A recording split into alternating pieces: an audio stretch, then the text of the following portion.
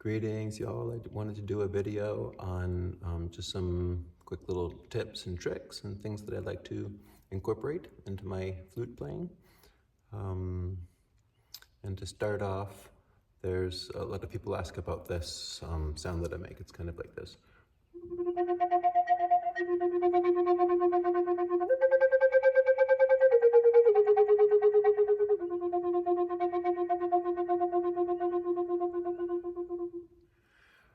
It's really pretty simple. All I do is, so I'm working with my tongue, and it's almost like I'm saying taka, taka, taka, taka, taka, taka. And when you do that, practice just saying taka, taka, taka, and feel the way that your tongue moves in your mouth. It's like the tip of your tongue touches the roof of your mouth, and then the back of your tongue touches the roof of your mouth. Taka, taka, taka, taka. And I'm not actually vocalizing that with my voice into the flute. I'm just breathing that into the flute. Starting off really, really gently and kind of like increasing the breath pressure.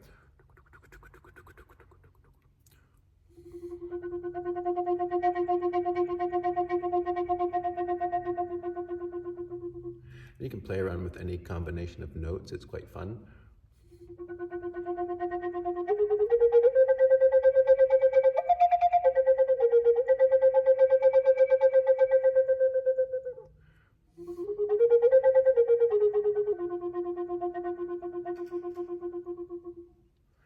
And that's a fun one to, oftentimes I'll kind of start playing the flute by doing that.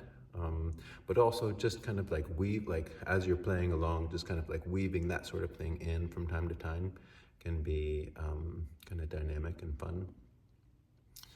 Also, oftentimes when I change notes, especially going from like the fundamental to the first, second, third hole, I'll take this middle finger on the upper three notes, and I just give it like this little flip, and it gives just a little bit more, just gives kind of like a little bit more oomph to like the change of that note, if that makes sense. So rather than just like a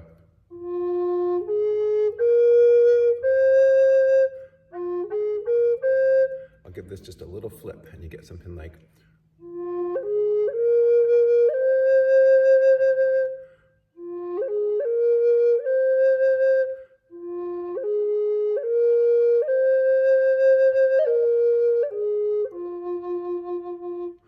on the way down too, you can do that.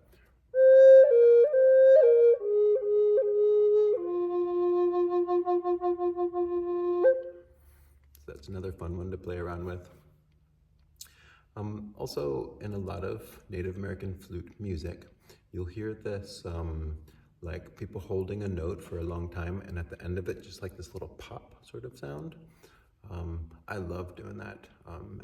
Just about anytime I hold like a really long note, at the end of it, at my last little bit of breath, I'll just give it like a little bit of breath pressure, and then I'll like pop it up either to the fifth or to the octave.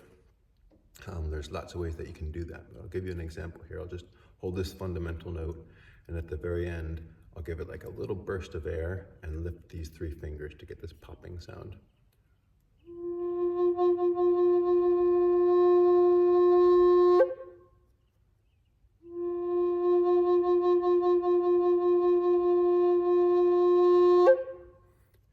And you can do that with just about any note that you might hold for a longer time. With this note, I like to pop it up to here. So.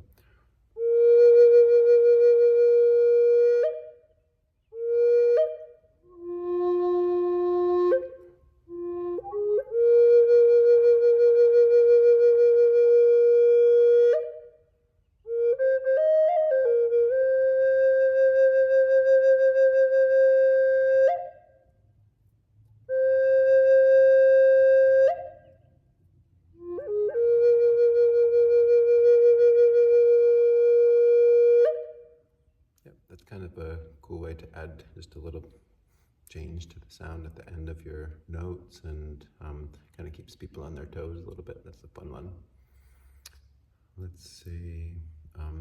Also, yeah, I just wanted to mention that oftentimes when I hold those long notes, rather than just like kind of blowing a steady, even blow, the way that singers will sometimes like sort of like wobble the notes, especially towards the end of the notes, it's kind of like a nice layer that you can add to your sound. And the way that I do that is you can see it in my cheeks when I play. When I play those longer notes, my cheeks are kind of like wobbling. And the best way that I can describe it is like my tongue is kind of like going up and down, up and down, up and down, but like kind of quickly. Kind of like doing that sort of thing. So see if you can hear the difference. First I'll play just like a regular straight note with no wobble.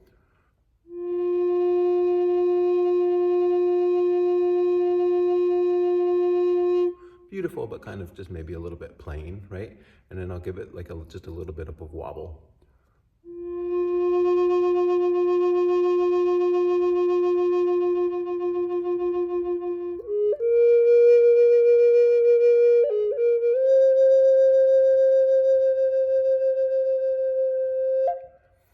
Sort of thing can just add a little bit of depth to your sound as well. Okay, I think I will stop there. I hope that was helpful.